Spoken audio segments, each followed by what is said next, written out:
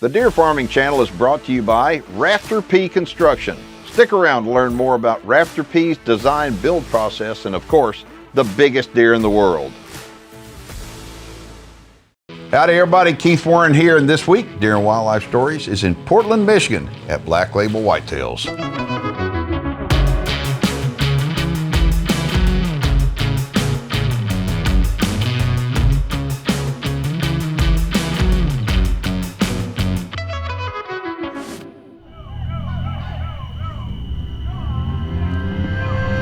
The whitetail deer is America's favorite big game animal, and whitetail deer farming is the fastest growing segment in the agriculture industry. Our program's mission is to dive into the world of deer farming and inform you of how deer farmers all over the country are now using rapidly developing science-based research on their captive deer herds to solve the chronic wasting disease issue through selective breeding.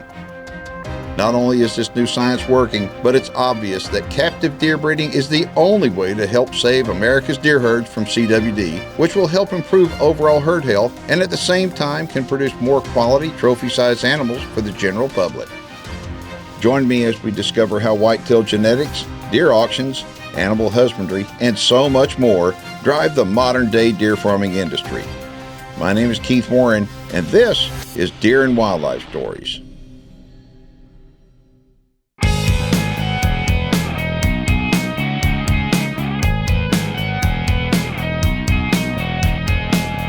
So this is the second time I've been to Black Label Whitetails, and this place is owned by Ryan and Samantha Halfman. And I'm telling you, when you take a look at this place, you have to be impressed. My name is Ryan Halfman. We're at Black Label Whitetails. We have about 230 deer on the farm right now, including this year's fawn crop. And we sit on just under 40 acres total. We started this in 2016. It was more out of curiosity, thought it was gonna be neat to have deer in the backyard. Quickly became addicted to the business and attended a lot of different events all over the country. And our numbers have grown significantly since our small start. And it got to the point this year where we decided to really focus on the business aspect and dial in the numbers of how we can make this make the most sense. So we invested in a few employees. We have Dylan and Sydney, which have been a great help. We built a new fawn facility, nurseries where we can bottle feed and house all of our fawns. We ended up with 76 that ran through there this year. Tried to really focus on how to keep more bucks alive. So we're bottle feeding a lot of our buck fawns without trying to get them too tame. I've also had some help from my cousin Cooper, my nephew Jonah, and my niece Bryn. So they've been a huge help to allow me to focus on the other business that we run and keep the farm moving. My goal with the deer farm is to continue to raise nice, big, pretty deer and to live this lifestyle with my family. When you look at Ryan and Samantha, you think they really do have the perfect place to raise a family. I mean, their daughter's out here, their young son is out here, and she's pregnant. By the time this runs, she's gonna have a new baby on the ground, and there's not a better place to raise a family than a deer farm. My name is Samantha Only Halfman, and I am Ryan's wife. I live here at Black Label. We stay very busy between fawns, chickens, cats, dogs, you name it. I call it our little funny farm. It's our little slice of heaven. And raising kids here is an experience I never had growing up. I never knew about deer farming until I met my husband. And the whole world of deer farming has just opened up so many gates, friendships, relationships, and opportunities that I never thought were even possible. It's cool that our children get to grow up here and experience something that not many children get to experience or have. So our summers look a little different than most families. Our 5-year-old has been waking up every morning at 5 a.m. and helping with bottles at 6. She loves it.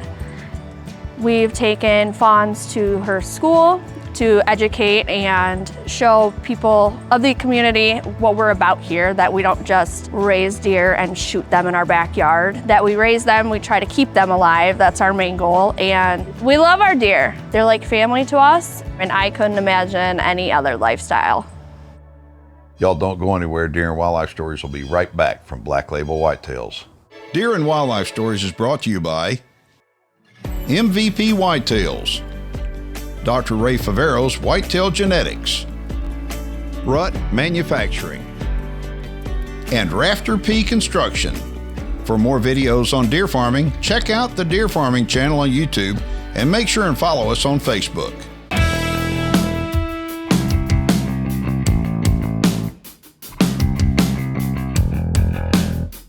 Needless to say, I'm impressed. What we're looking at here, folks, is a pen of yearling bucks. Every one of them was born right here at Black Label Whitetails in Michigan. And you've got some really outstanding ones. I mean, that guy right there, it got a good frame, good look. He's only a year old. Only a year old, yeah. That is amazing. Really happy with this group, a lot of them. And the cool thing to me is I'd come out here, I'd get excited about seeing one.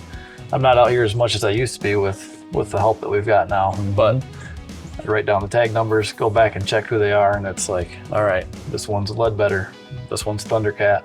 So seeing that production out of my own deer on the farm. It's very gratifying to know that you're on the right track. All right, so who's that guy right there with that flyer drop, whatever, off his right-hand side? That is a heck of a deer. Yeah, he surprised me. I went back and looked, and it's a Leadbetter son. And Seriously? He's a yearling, and the other day another one caught my eye. I went back and looked, and it's his womb brother. So talk about genetics being right on that. Yeah. He's another Leadbetter son. But Leadbetter, we were actually out here 2 years ago, and we filmed Leadbetter when he was 2 years old. And later on in the show, we're going to show you what he looks like today. But it really doesn't matter what he looks like today, in my opinion, because if he's throwing deer like that, that's what matters. And the next thing I think that tells you a lot about Ryan's breeding strategy is that clearly he bred him when he was young. So now with Leadbetter being a 4-year-old, there's a good crop of yearlings on the ground that you have proven him. So he's a proven breeder. He throws big deer. A lot of people will wait until the deer's like 4 years old before they start breeding him. And then by the time, if he's proven, if he lives that long, maybe he'll become valuable, but you believed enough in him when he was young. You've got some outstanding offspring out of him. Yeah. Another buck I really like in here, he's a fed son out of an overhead doe. He's got a nice big frame on him, long beams. Okay, you've got some really good yearlings, no doubt, but there's some in here that are looking at them kind of like, they're just deer, okay? Isn't it amazing how they blow up between 1 and 2, some of them? Oh yeah, you never rule out a yearling. You don't know if he was struggling with something. Yeah, maybe he had some kind of health issues, a stress issue. I mean, there's a lot of things that can set them back, but between 1 and 2, they can make such a big jump that most breeders won't sell a 1-year-old. They just won't do it. They wait till they're 2 because they don't want to sell something that's going to blow up into the next $1 million buck. These are beautiful deer. Yeah. The industry is changing, obviously, and starting to look at these markers on their deer. How are you looking at that? What are you doing in your herd to move that direction forward?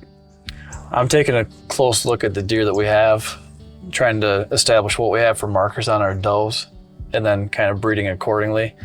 Last year we bought the Michigan semen rights to Anchorman, and trying to get some more S's into the herd. Mm-hmm. We do have a handful of does that were, luckily we had some that were SS, and now we're using their sons as breeders, so we know we have at least one S marker. Really and truly, I look at it, it's like it's luck because if you don't know what your deer are marked, you need to find out what the markers are. That's just simple as that, okay? So if you haven't done the GEBV testing, you need to do that. And you take the tissue and you send it into the North American Deer Registry, and all of a sudden you keep your fingers crossed and you wait. And you waited and you got some pretty good results back, didn't you? Yeah, Red 19, she's one of my original does that I bought when I first started back in 2016. And she's been one of the best producers every year, but she's an SS doe. Last year she had a buck I named Cookie Monster. He's 2-year-old this year. So it's cool to see one of my best producing does be a SS. See, and he had no idea because we didn't have this technology back when he bought the deer. But the thing about it is with that SS marker, every single deer that she throws is going to have one S marker, every single one. So that's awesome to be able to find out. Like I said, a lot of it is luck, but you got the good luck. Deer and Wildlife Stories is brought to you by the Animal Kingdom Auction Barn and 5K Ranch, LE Fence Company, the Texas Deer Association, Rut Manufacturing, and New Dart. Deer and Wildlife Stories will be right back. Closed captioning is brought to you by Advanced Deer Genetics.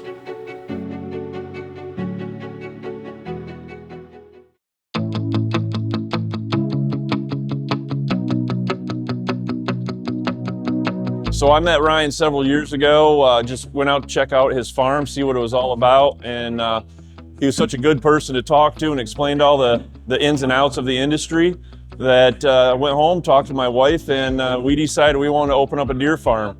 And since then, we bought our first deer from Ryan, and he's been there from everything that's going on, from good or bad, to help us out. And we've got a lot of good genetics on our farm just because of him and what he has on his place.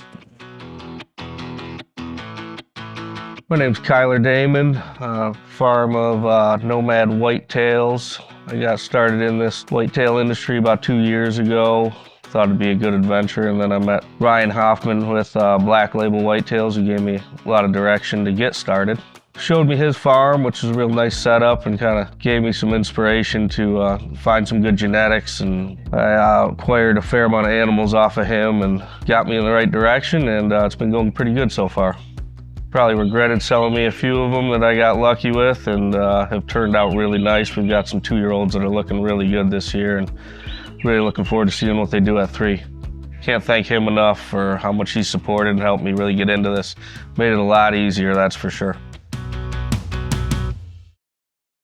All right, so these are 2-year-olds? These are 2-year-olds. Is there anybody in particular you want to point out in here? Orange 90, he's a machine head son. Got a nice big boxy frame on him. Mm-hmm. I think I'm gonna pull him and breed with him. Yep. But he's Machine Head Epic Gladiator 2 Silver Storm. That's the one that I really like. I like him too. He is really boxy. That's a good looking deer right there. And you wouldn't, looking at him, you wouldn't think he's 2. Body's big, and not just, I mean, that deer's been eating right. Yeah, he's good. Through the AI process last year, Anthony was down and he said, man, your deer across the board are 30% bigger than anybody else I've been to. And so, I mean, that's something we pride ourselves in too, being in Michigan. These ranches want the bigger bodies on their bucks. Yeah. So if somebody comes and buys a deer from you and they want to have the certificate on that deer, would you be able to provide it? Yeah, we've been in the process of getting a lot of those transferred over and filling in the backsides on those pedigrees, but we're trying to keep up with it now with the new fawns that are born. Okay, so these guys at 2 years old, when are you gonna make a decision whether you're gonna keep them or sell them? I think a lot of these are gonna go this year. A couple of them I'm gonna keep back to breed with. Ones that I like the pedigree and the look that they have. Our goal with breeding has always been to raise them big enough to where it makes financial sense to sell them when they're 2. Mm-hmm. But I'm a curious guy too, and kind of want to see what they look like at 3. Absolutely. But if you want to sell them at 2, the market in Michigan right now, tell everybody how it is. Oh, if I had 1,000 2-year-olds to sell, I'd have them all sold. You hear that? I mean, the market in Michigan is so good that it is a dream market for guys like Ryan. And if you want to get involved in the deer farming industry, you want to become a deer farmer. I mean, this market is going to stay hot for a long, long time. And in my opinion, there's never been a better time to get involved as long as you deal with the right person getting involved. Okay, Ryan, if somebody wants to get a hold of you, give them a phone number. 517-281-2936. Deer and Wildlife Stories is brought to you by Record Rack Deer and Elk Feeds, the North American Deer Registry, New Dart, Mossy Rock Ranch, and the North American Deer Farmers Association. Now it's time for the LE Fence Minute. Hey guys, it's Ron here at LE Fence. Today we're looking at a pretty different type of rail fence. Normally you see a 2-rail, 3-rail, 4-rail pipe fence on entryways or outside of cattle ranches and horse ranches. But today we're trying to keep in some pretty hefty big animals that when they get angry can go through anything. So we're talking about Cape buffalo. So and as you can see here, we also have an 8-foot game fence behind the actual 3-rail pipe fence. Did this so that we can try to keep all the exotic game from coming into the pens that we've got here with the Cape buffalo. So whether you're looking for fence construction, land clearing, or some kind of crazy Cape buffalo fence, LE Fence has got you covered.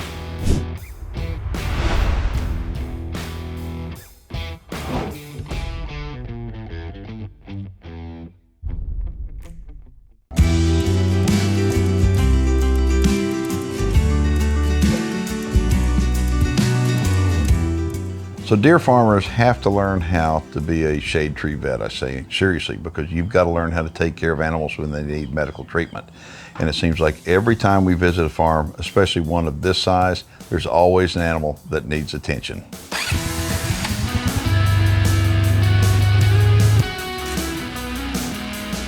So one of the fawns we've noticed is experiencing something that we commonly call lumpy jaw, but it's actually an infection due to fusobacteria.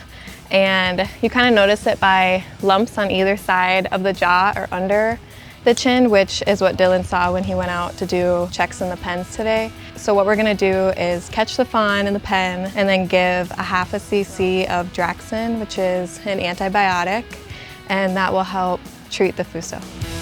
Which one? Put him in the, yeah, there you go.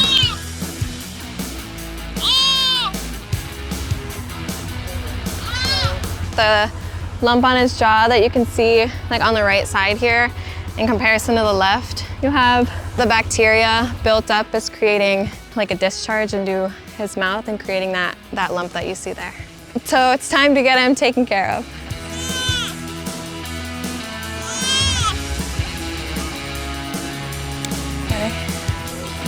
So we're gonna put the injection of Draxxin here in his muscle. And I choose this spot just because it's an easily accessible area, as well as there's a lot of muscle usually back there, and just has a quicker effect if we give it intramuscularly. So now with this treatment of Draxxin, we'll get to release him back into the pen, and we'll just watch him over the next couple days to make sure that the lump is going down or hopefully disappeared. Cool.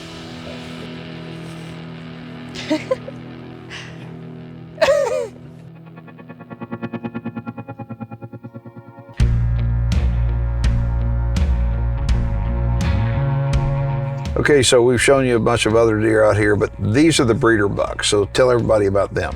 So these are the breeders that we used last year. The guy with the big drop is a cash reserve free agent buck. He's a nice 2-year-old, but he damaged a little bit early and made a mess on the one side.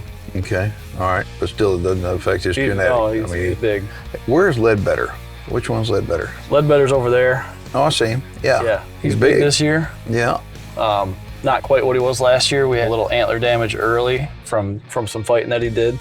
But still, he's big. He's big. And you used him for breeding, but you used him 2 years ago, because earlier you showed me some yearlings that were out of him. Yeah. It doesn't matter what he puts on his head now.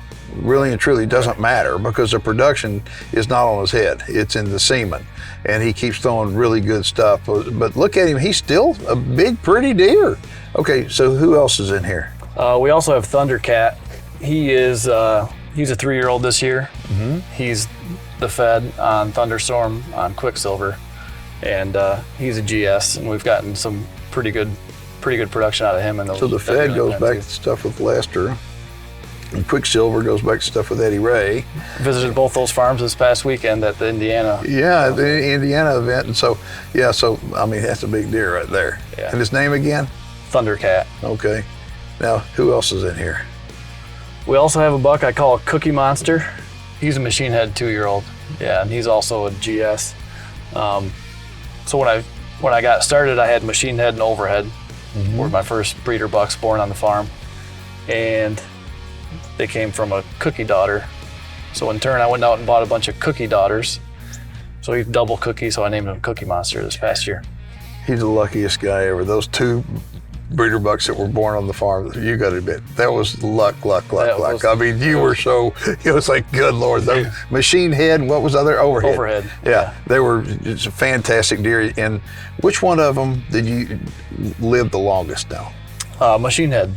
Okay. Machine head, yeah. And so you got offspring out of him, right? Oh yeah. We have a lot of does. And it's cool too, back in the yearling pen, we've got a fed son out of an overhead daughter. He's one of the prettiest ones out there too. Okay. So it's cool to not just see their sons, but their daughters are producing well for us. Well, that's the deal. On our show, we do show you some does occasionally, but the deal is we're showing you big bucks, lots of bucks. And as you're looking at these guys and you're realizing it takes pedigree in order to grow these deer like that. You got to feed them right. You got to let them get old, but they got to have the pedigree. If they don't have the pedigree, they're really not going to be that valuable. But when you're looking at the bucks, keep in mind that you're going to build your herd off your does. And that's the truth. So the genetics are on the doe side too. So, all right, so who are these white deer in here? The one is Hobro. It's Ho-Ho's full brother. So we bred back. Bro, what else? Okay. And then the other one, the little bigger one, is Olaf. He's our piebald. Looks like he's all white. He looks like our Senecas, but he's a piebald. Okay, all right. And so, were they born here? They were both born here, yeah. Wow. Are their moms brown deer or white deer? Holbro's mom is a white deer, Seneca, and Olaf's mom is a brown deer. Pretty amazing. Well, they're not too wild, are they? No, yeah, they'll pull your hair if you let them. Ryan, you sell bucks, does, fawns, and semen, right? All of the above. So if somebody wants more information to come out here and take a look at your deer, talk to you about purchasing anything, what do they need to do? You can call me at 517-281-2936 and set up a farm tour, and we'd be happy to show you around and talk about our deer. If you want more information about Black Label Whitetails, you can get a hold of Ryan Halfman at the number that you see on the screen right now. If you want more shows, want to watch more deer farming shows, head on over YouTube to the Deer Farming channel. My name is Keith Warren, and we'll see you next time. For more videos on deer farming, check out the Deer Farming channel on YouTube and Facebook.